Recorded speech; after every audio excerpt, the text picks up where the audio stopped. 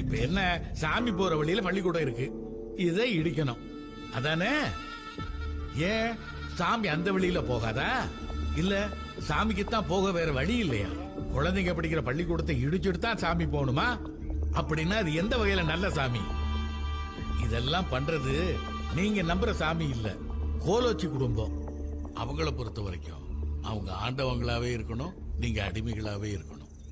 உங்க பிள்ளைக படிச்சா அந்த நிலைமை மாறிடும், அதுதான் அவங்க பயம். அதனாலதான் படிக்கிறத தடுக்கிறாங்க. ஆண்டாண்டு காலமா சாமி சாமின்னு சொல்லித்தான் உங்களெல்லாம் பயமுறுத்தி வச்சிருக்கானுங்க.